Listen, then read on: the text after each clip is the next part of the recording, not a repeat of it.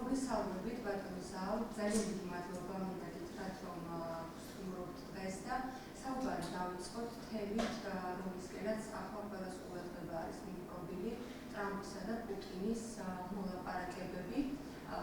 კრემლმა ხელმასახმელს გაავრცელეს ცნობები და ჩვენ ვიგებთ, რომ 30-დან სრულად შესაძლებლობაზე არ არის საუბარი, ეს ვერ იქნა მიღწეული და პუტინი დათანხმდა ენერგეტიკულ ობიექტებზე ცეცხლის შეწყვეტას 30 დღით. ასევე ვიცით, რომ მხარეებმა განაცხადეს, რომ ეს კონფლიქტი უნდა დასრულდეს მდგრადი მშვიდობით, გრძელვადიანი მშვიდობით და თუმცა ამ ფონზე ზელენსკი აცხადებს, რომ ჯერჯერობით ეს არ მუშაობს ეს ყველაფერი, რადგან მოლაპარაკებებიდან უკვე ერთ საათში იყო განგაში, უკრაინაში, კიევში. მე მინდა გკითხოთ, როგორ შეაფასებთ ამ მოლაპარაკებებს და ამ შედეგებს, რაც ჩვენთვის არის ახლა ამ etapზე ცნობილი და რამდენად უზრუნველყოფს ეს ყველაფერი იმას, რომ ომი დასრულდეს. თქვენი შეფასება როგორია?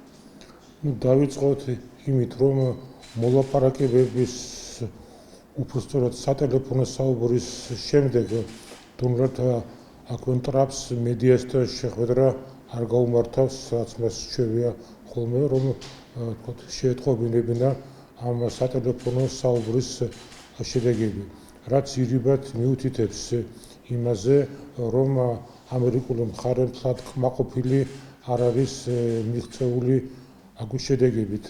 როგორც ჩანს, მათ მაინც ჰქონდათ უფრო მეტის მოლოდინის იმედი და საერთოდ დონალდ ტრამპის ხასიათიდან გამომდინარე, მას ყოველთვის აქვს ესეთი განწყობა და ესეთი შინაგანი მზაობა, რასაც ის ეტყვის თავშოთ უპირდაპირ მხარეს, ის მას უნდა დათანხმდეს. მაგრამ ამ შემთხვევაში რუსების მხრიდან ის პოზიცია, რაც მათ საგარეო საქმეთა სამინისტროს განცხადებაში იქნა დაფიქსირებული, მოსმობს იმას, რომ რუსებმა, ასე ვთქვათ, მათი ჩვეული ტერმინები, კაუჩუკის დიპლომატია გამოიყენეს, ანუ გადაწყვიტეს დროის გაწელვა მაქსიმალურად, რათა ისარგებლონ იმ უპირატესობით, რაც მათ ეხლა აქვთ ფრონტის ხაზზე, რომ მიაღწიონ მაქსიმუმს და შემდეგ უკვე უკრაინას ხელიდან გამოაცალონ ის მოლაპარაკებების ბერკეტები, რაც უკრაინას უნდა რომ ქონდეს. მაგალითად, კურსკის ოლქში რაღაც გარკვეული ტერიტორიების აკმაყოფილება, ხო, ჯერჯერობით კურსკი ბოლომდე გაწმენდილი არ არის, ანუ რუსები ბოლომდე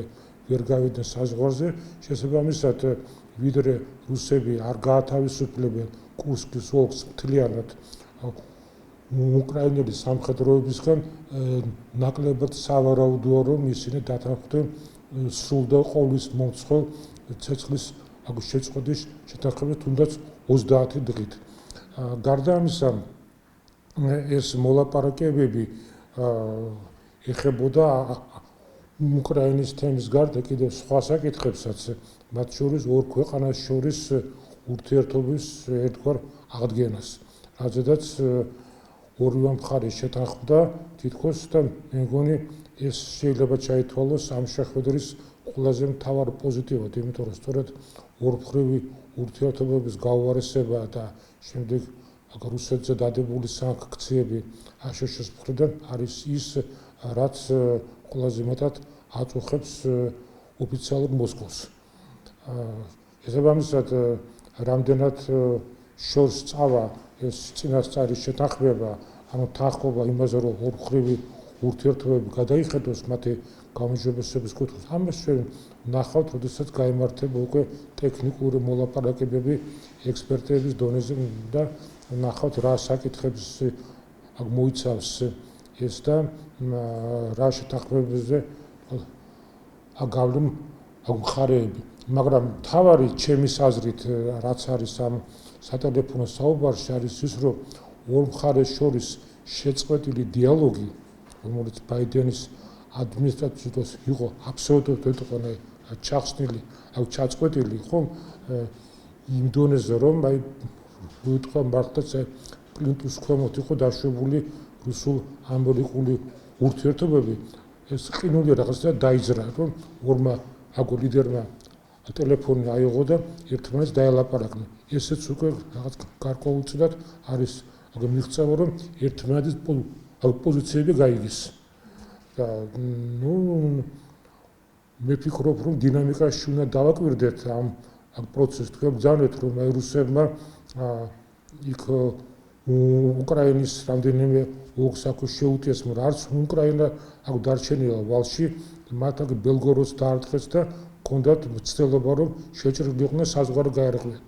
ასე რომ ჩვენ ხედავთ, რომ ჯერჯერობით არც ერთი მხარე მაინც და მაინც მშვიდობისთვის მოწადინებული არ არის, მიუხედავად იმისა, რომ საჯაროდ აცხადებს, რომ სულ გრძელვადიანი აქვს მშვიდობა, მაგრამ რა თქმა უნდა თავის პირობებზე. და კიდევ ერთი მომენტი, რასაც მე და ხაზი გაუსვა, არის ის, რომ ჯერჯერობით ევროკავშირი, რომელიც ერთგვარად განყენებულია ამ მოლაპარაკებიდან, თუმცა ტრამპმა განაცხადა ამ სატელეფონო საუბრის შემდეგ, რომ ევროკავშირი აუცილებლად უნდა გახდეს ამ მოლაპარაკებების ნაწილი, არც ერთი წუთით არ აპირებს უკრაინისთვის სამხედრო დახმარების შეჩერებას, ხო?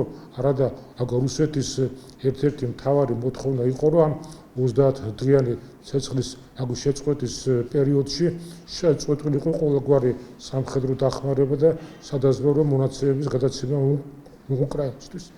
ასე რომ რაღაცნაირად კონფლიქტის მოგვარების ცენტრმა გადმოინაცვლა ევროპისკენ, იმიტომ რომ ევროპა საკმაოდ მკაცრად არის იმისკენ გაწყობილი, რომ ის მიზანი, რაც მას აქვს, სტრატეგიული დამარცხება რუსეთის, მას არ მოუხსნიან დღის წესრიგიდან.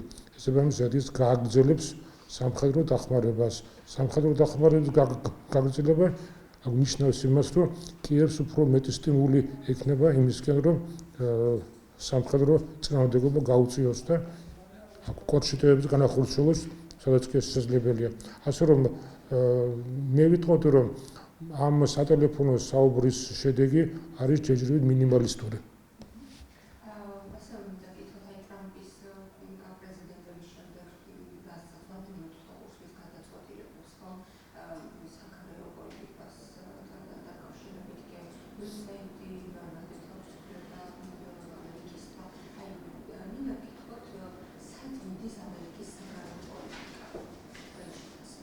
ამერიკის საგარეო პოლიტიკა მიდის ამერიკის ეროვნული ინტერესების უფრო უკვე დაცვისკენ.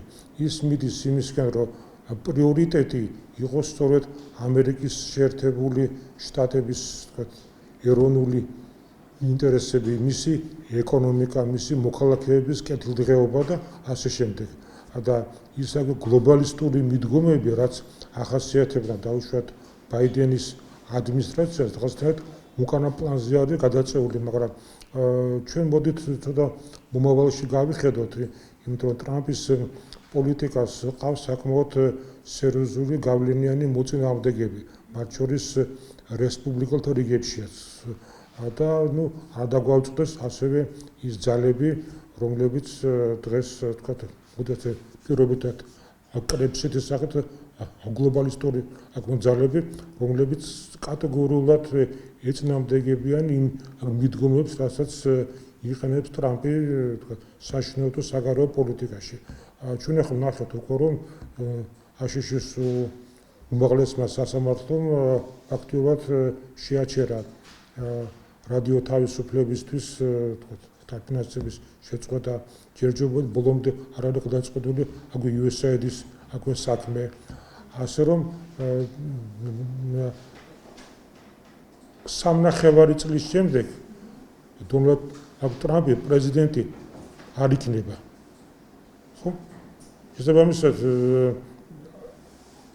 დიდი ალბათობა არის იმისა, რომ ის ყველაფერი, რაც დონალდ ტრამპის გაპრეზიდენტებამდე არსებობდა, ის მოცემულობა უკან მობრუნდეს, თუ კი დაუშვათ არჩევნებში გაიმარჯვებენ ის ძალები, რომლებიც მართავდნენ აშშ-ის ტრამპის მოსვლამდე.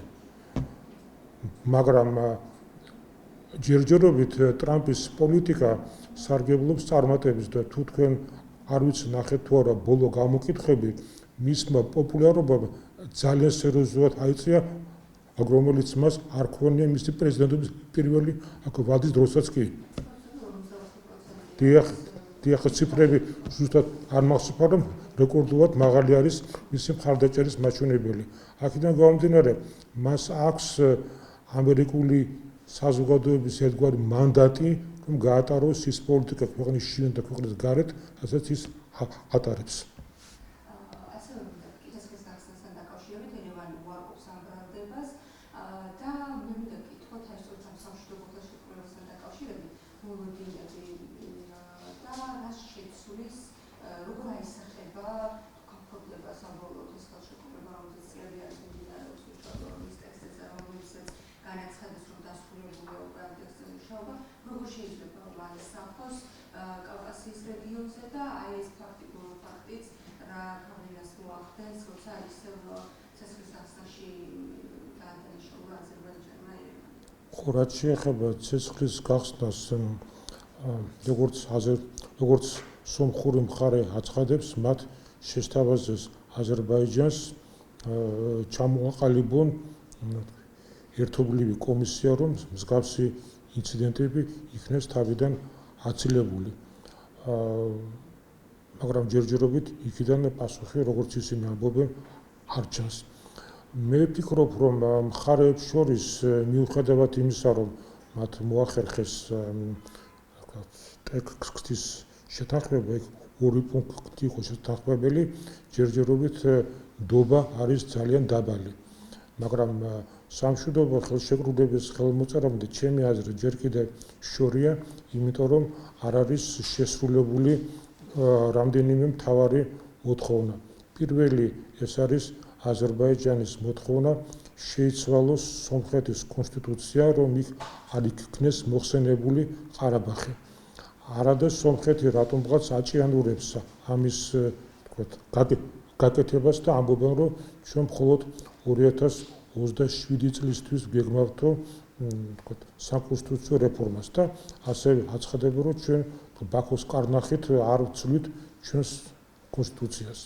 გარდა ამისა, თქვენ ალბათ ნახეთ, ეხლა ხან ბაქოში გაიმართა უსაფრთხოების ფორუმი, რომელზედაც ალიევმა ძალიან ისეთი მკაცრი სიტყვებით მოიხსენია სომხეთი დაადანაშაულა ისინი იმაში, რომ ისინი არ ეთანხმებიან იმას, რომ სწრაფად მოხდეს სამშვიდობო ხელშეკრულების მიღწევა, რომ მადამე ნდობა არ არის და ასე შემდეგ. თავისთავად ასეთი მკაცრი რიტორიკა ისმის ევრევნის მხრიდან. ბოლო დროს სომხეთმა კვლავ წამოწია ყარაბაღიდან დევნილი სადაც 130,000 ეთნიკური სომეხის საკითხი და ისინი თვლიან, რომ ეს საკითხი უნდა გადაწყდეს საერთაშორისო ნორმების თანახმად. ადრე ისინი ამ საკითხის ექსპლუატირებას არ ახდენდნენ.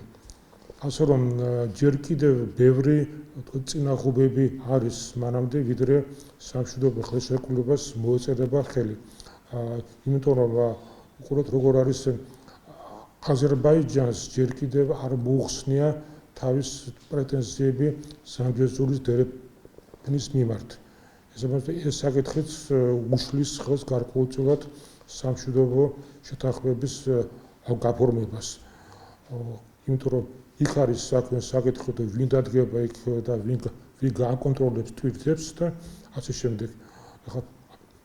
არ მინდა დეტალებში შევიდე, იმიტომ რომ აქ დროში შეზღუდული ვარ და გარდა ამისა სომხეთს აქვს ინტერესი, რომ ეს ხელშეკრულება გაფორმდეს და დიპლომატიური ურთიერთობა აღდგეს ორ ქვეყანას შორის, იმიტომ რომ ეს ავტომატურად იწვევს იმას, რომ თურქეთი იქნება მზად აღადგინოს ამ შემთხვევაში სომხეთთან დიპლომატიური ურთიერთობა გახსნას ის კომუნიკაციები, რომლებიც ამჟამად აქ ბლოკირებულია და რაც მნიშვნელოვნად გაზრდის სომხეთის როგორც სატრანზიტო ქვეყნის როლს. და შესაბამისად სომხეთისთვის ეს არის ძალიან მნიშვნელოვანი მიღწევა.